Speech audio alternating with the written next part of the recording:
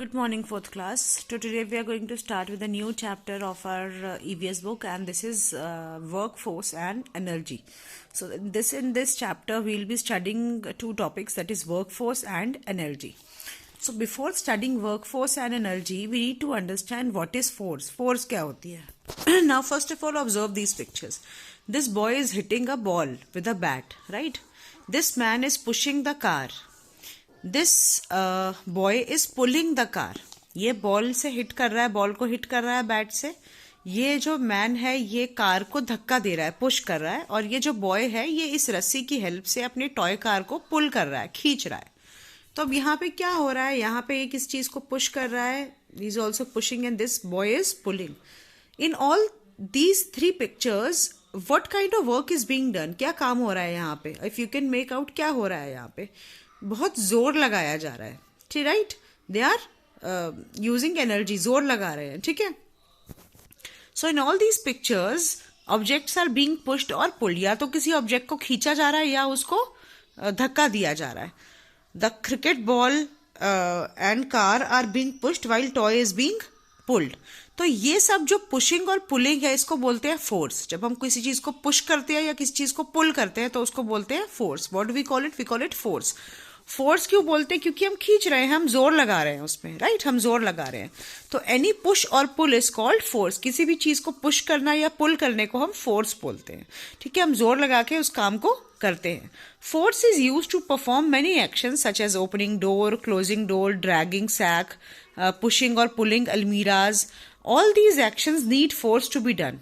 What happens when you throw a ball up? अब देखो, जो भी हम एक्टिविटीज करते हैं, चाहे हम कोई बुक ओपन करें, चाहे हम ब्रश करें, चाहे हम नहाने के लिए जाएं, चाहे हम किसी दरवाजे को खोलें, किसी दरवाजे को बंद करें, किसी चीज को पुश करें, ठीक है. तो उन सब में क्या हो रहा है? उन सब में फोर्स लग रही है. क्या लग रही है? उन सब में फोर्स लग रही है. तो किसी भी पुश और पुल को क्या बोलते हैं? फोर्स बोला जाता है. अब क्या होता है what happens when you throw a ball up? अब जब अपनी बॉल को ऊपर फेंकते हो तो क्या होता है? क्या होता है? बॉल अपने आप नीचे आ जाती है ना. बॉल अपने आप नीचे आती है, हवा में तो नहीं अटक जाती है. अब बॉल नीचे क्यों आ रही है? क्योंकि अर्थ के पास, हमारी अर्थ के पास एक पुलिंग फोर्स है. क्या है? अर्थ के पास एक पुलिंग फोर्स है जो उस बॉल को नीचे खींच रही है. क्या कर रही है? उस बॉल को नीचे खींच रही है. अगर अर्थ के पास पुलिंग फोर्स नहीं होगी, अगर अर्थ के पास पुलिंग फोर्स नहीं होगी तो जो बॉल आप ऊपर फेंकोगे ना वो ऊपर ही रह जाएगी, नीचे नहीं आएगी. So force has many effects. It can put a stationary object into motion. It can put an object in motion to rest. It can change the direction of a motion. तो फोर्स की help से आप क्या क्या कर सकते हो? Force से क्या क्या होता है कि आप किसी स्टेशनरी ऑब्जेक्ट को, स्टेशनरी ऑब्जेक्ट मतलब जो चीज रुकी हुई है उसको आप धक्का देके मोशन में लेके आ सकते हो, ठीक है. कोई चीज मोशन में है, आप उसको रोक सकते हो. आप चीजों की डायरेक्शन बदल सकते हो, डायरेक्ट चीजों का मोशन बदल सकते हो, ठीक है. धक्का देके कहीं और कर सकते हो. तो ये सब आप फोर्स से कर सकते हो.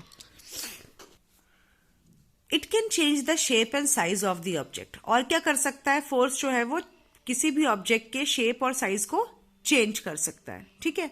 अब ये चेयर है, आप इसको पुल करके इसकी जगह से हटा सकते हो. बॉल को आप थ्रो कर सकते हो, ये बॉल को आप थ्रो कर रहे हो, ठीक है. आपके हाथ में सैक है, उसको आप दबा के उसको ऊपर नीचे कर सकते हो. Suppose if you have a balloon in your hand, you can do that example of changing shape. You have balloon in your hand, आप बलून को प्रेस करोगे, बलून ऊपर, उसकी एयर जो है वो ऊपर चली जाएगी, तो वो ऊपर से मोटा हो जाएगा, नीचे से पतला हो जाएगा. तो आप फोर्स से क्या कर सकते हो? फोर्स से आप किसी रुकी चीज को एक्शन में लेके आ सकते हो. चीजों के आप मोशन चेंज कर सकते हो, ठीक है. किसी चीज की आप शेप और साइज चेंज कर सकते हो फोर्स के साथ. तो all these things you can do with force. Now very important thing, we'll be studying about different types of force. हम डिफरेंट टाइप्स ऑफ फोर्स पढ़ेंगे, ठीक है. First before that, this is Isaac Newton. ये कौन है? Isaac Newton है. Isaac Newton was an English physicist and mathematician. He was the first one to propose the idea of gravitational force of earth. अभी हम पढ़ेंगे gravitational force क्या होती है. इन्होंने ही, न्यूटन ने ही इस आइडिया को प्रपोज करा था कि अर्थ के पास जो है ग्रेविटेशनल फोर्स है. नाउ वेरी इंपॉर्टेंट थिंग, जब हम बॉल ऊपर फेंक रहे हैं तो बॉल नीचे कैसे आती है? बॉल हवा में क्यों नहीं रुक जाती है? क्यों आती है नीचे? क्योंकि अर्थ के पास ग्रेविटेशनल फोर्स है. मतलब अर्थ के पास एक ऐसी फोर्स है जो हमको दिखती नहीं है, लेकिन वो चीजों को अपनी तरफ उससे खींचती है. अगर हम अर्थ पे चल पा रहे हैं, जमीन पे चल पा रहे हैं, तो क्यों चल पा रहे हैं? क्योंकि अर्थ के पास ग्रेविटेशनल फोर्स है जो हमको खींच के रख रही है।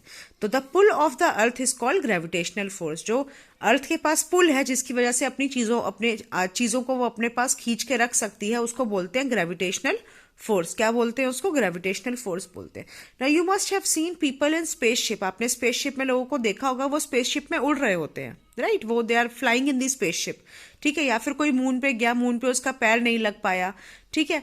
स्पेस में गए, स्पेस में वो रॉकेट के अंदर है, स्पेसशिप के अंदर है, और वो एक जगह बैठ नहीं पा रहे हैं, वो मूव कर पा रहे हैं, मूव कर रहे हैं, उड़ रहे हैं हवा में। वो क्यों हो रहे हैं? क्योंकि स्पेस के अंदर ना, जैसे ही आप अर्थ के एटमॉस्फेयर से बाहर निकल जाते हो तो वहां पे अर्थ की ग्रेविटेशनल फोर्स खत्म हो जाती है। अगर हम अर्थ पे चल पाते हैं, सब चीजें नीचे रुकी हुई हैं, जमीन पे है, वो इसीलिए है क्योंकि अर्थ के पास ग्रेविटेशनल फोर्स है। अगर अर्थ के पास ये ग्रेविटेशनल फोर्स नहीं होगी या खत्म हो जाएगी तो सब चीजें आपस में टकराएंगी और सब कुछ खत्म हो जाएगा। तो अर्थ पे लाइफ होने का रीजन एक सबसे बड़ा ये है क्योंकि अर्थ के पास ग्रेविटेशनल फोर्स है। अब मून के पास भी ग्रेविटेशनल फोर्स है, लेकिन मून के पास जो ग्रेविटेशनल फोर्स है वो अर्थ की ग्रेविटेशनल फोर्स से 1/6 है, ठीक है। 1/6 अगर अर्थ के पास सपोज एग्जाम्पल 100 ग्रेविटेशनल फोर्स है तो मून के पास उसका 1/6 पोर्शन ही है बस, ठीक है। तो मून पे भी ग्रेविटेशनल फोर्स है लेकिन बहुत कम है, 1/6 है अर्थ के ग्रेविटेशनल फोर्स से, ठीक है। So first is gravitational force. Gravitational force क्या है? जो अर्थ अपने आप चीजों को पुल कर पाती है वो ग्रेविटेशनल फोर्स होती है। Next is electrostatic force. Electrostatic force मतलब अलग अलग एलिमेंट्स, अलग अलग चीजों का अपनी एक इलेक्ट्रिक स्टैटिक पावर होती है, ठीक है। उसके अंदर उसको इलेक्ट्रोस्टैटिक फोर्स बोलते हैं। एग्जाम्पल आप ये कर सकते हो, आप अपने सर पे जो है कोम को बहुत जोर से ऐसे रगड़ो, अपने सर पे कोम को बहुत जोर से रगड़ो और फिर नीचे आप ना फाड़ के थोड़े से पेपर्स फेंक दो, ठीक है, छोटे छोटे पेपर्स, ठीक है। आप अपने सर पे कोम को बहुत जोर से रगड़ोगे और उसके बाद रगड़ने के बाद ना आप उन कोम को जो है पेपर्स के हेल्प से हल्का सा टच करोगे, आप देखोगे कि उन पेपर्स जो है ना वो कोम के साथ में चिपक रहे हैं। तो कोम के अंदर ना, जब आप कोम को अपने सर पे बहुत जोर से रगड़ रहे हो तो उसमें क्या हो रहा है, उसके अंदर आपकी कोम के अंदर इलेक्ट्रोस्टैटिक फोर्स आ जाती है ऐसे रब करने से, ठीक है। उससे क्या हो रहा है, चीजों को वो अपनी तरफ खींचने लग जाती है। तो ठीक है, ये जो पेपर है ना वो कोम अपनी तरफ इनको खींच लेगा, इसको बोलते हैं electrostatic force. Next is magnetic force. अब magnetic force we all know, हमें पता है कि वो मैग्नेट मतलब चुंबक के पास जो फोर्स होती है, force of magnet which attracts iron object towards it is called magnetic force. Magnet जो है उसके पास मैग्नेटिक फोर्स होती है, वो कोई भी आयरन का कोई भी ऑब्जेक्ट होगा उसको अपनी तरफ खींच लेती है, that is magnetic force. Next is frictional force. Force which tries to stop the movement of the object is called frictional force. Frictional force वो होती है जो किसी की मूवमेंट को जो है वो रोक सकती है, ठीक है। अगर जमीन बहुत स्लिपरी होगी तो आप उस पर फिसल जाओगे, है ना। ऐसी जमीन अगर बहुत उबड़ खाबड़ होगी तो आप फिसलोगे नहीं, आप कहीं ना कहीं जाके रुक जाओगे। तो that is frictional force. Frictional force जो है वो किसी भी चीज की मूवमेंट को स्टॉप करती है क्योंकि उसमें फ्रिक्शन प्रोड्यूस होता है। If the force of friction is not there, we will not be able to walk on the floor. We will just slip and fall down. तो फ्लोर पे अगर आप ऐसा कुछ लगाओगे जिससे आप फिसलो, ठीक है, अगर आप फ्लोर पे पाउडर डाल दो तो पाउडर क्या होगा, पाउडर जो है ना वो फ्लोर की फ्रिक्शन फोर्स को खत्म करेगा, चिकना होता है बहुत ज्यादा, तो आप उस पर फिसल जाओगे, ठीक है। तो ये होती है फ्रिक्शन फोर्स जो आपको मूवमेंट को स्टॉप करती है ताकि आप स्टेबिलिटी से चल सको। Next is work. अब वर्क क्या है? Force applied on an object to move from its place of rest is called work. अब काम क्या होता है, किसी भी चीज को करना, ठीक है। जब भी आप किसी चीज में फोर्स लगा रहे हो और एक चीज को दूसरी जगह पे रख रहे हो, ठीक है, उसकी जगह को बदल रहे हो, उसको काम करना बोलते हैं, ठीक है। Force applied on an object to move from its place of rest is called work. Simple pushing and pulling of the object like writing, lifting, opening, closing is called work. We all know what is work, ठीक है। Now next is energy. अब energy क्या होती है? Energy is the ability to do some work. Energy क्या होती है? Ability होती है, हमारे अंदर की ताकत होती है जिससे हम कोई काम कर पाते हैं। Energy has different forms. अब हमने ग्रेविटेशनल फोर्स, अलग अलग तरह की फोर्सेस पढ़ी थी, अब हम अलग अलग तरह की एनर्जी पढ़ेंगे, ठीक है। तो एनर्जी बेसिकली क्या होती है? Energy is the ability to do some work. काम करने की एबिलिटी को एनर्जी बोलते हैं। अब एनर्जी की अलग अलग फॉर्म्स होती हैं। पहली है काइनेटिक एनर्जी। काइनेटिक एनर्जी वो होती है जो कॉन्टिन्यूसली मूव करती है, जो किसी चीज के चलने से आती है। जब आप पानी को ऊपर से नीचे फेंकोगे तो जो एनर्जी प्रोड्यूस होगी वो काइनेटिक एनर्जी प्रोड्यूस होती है। डैम्स में जो बिजली बनती है वो काइनेटिक एनर्जी के वजह से ही बनती है। ऊपर से नीचे पानी फेंका जाता है और उससे एनर्जी क्रिएट होती है। नेक्स्ट इज सोलर एनर्जी, जो सन से हमको एनर्जी मिलती है, that is solar energy. Next is heat energy, जो हीट से प्रोड्यूस होती है, that is heat energy. Light energy, जो लाइट से प्रोड्यूस होती है। Sound energy which is produced by the sound. Electric energy, जो इलेक्ट्रिसिटी से प्रोड्यूस हो रही है। And there is magnetic energy, जो मैग्नेट की हेल्प से प्रोड्यूस हो रही है। सो एनर्जी क्या है? Energy is the ability to do work, and there are different forms of energies, that is kinetic energy, solar energy, heat energy, light energy, sound energy, electric energy and magnetic energy. Now we'll be studying about different kinds of energy detail में जब आप upper classes में, higher classes में जाओगे तो। Now next is simple machine. अब simple machine क्या होती है? सिंपल मशीन जो है वो ये होती है जो हमारा काम को इजी बना देती है।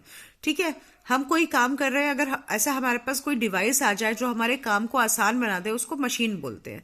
Simple machines are the devices which helps us to increase speed of the work and makes it easier. एक तो काम जल्दी हो जाता है और काम जो है वो आसानी से हो जाता है। पहले के जमाने में आटा कैसे पीसते थे? चक्की पे हाथ से पीसते थे, राइट। अब क्या हो गया? अब मशीन्स आ गई हैं जिनसे आटा जो है वो बहुत जल्दी और आसानी से पिस जाता है। ऐसे ये सीजर है। सीजर भी एक सिंपल मशीन है जिसको हम पेपर काटने के लिए यूज करते हैं। ये पुली है। ये पुली किस लिए यूज हो रही है? यहाँ पे फोर्स यूज हो रही है, पुली यूज हो रही है कुएं से पानी निकालने के लिए, राइट। तो this is also a simple machine. ये स्क्रू ड्राइवर है। स्क्रू ड्राइवर को हम नट खोलने के लिए यूज कर रहे हैं, तो screw driver is a simple machine. An inclined plane, a wheel, axle, pulley and lever are some of the simple machines. So in this chapter we have read about force, what is force, what is work and what are the different types of energies and what are simple machines. Now your task is to complete the work. Your task is to find the question and answers and then I'll be sending you same. And one more thing which you have to do, paste the picture showing the effects of energy in your scrap book. अपनी scrap book में आपको pictures draw करनी है जिनसे आप energy का effect दिखा सकते हो। ठीक है, अलग अलग टाइप की एनर्जी हमने पढ़ ली है, अब उनसे क्या क्या इफेक्ट्स हो सकते हैं वो आप अपनी पिक्चर में शो कर सकते हो।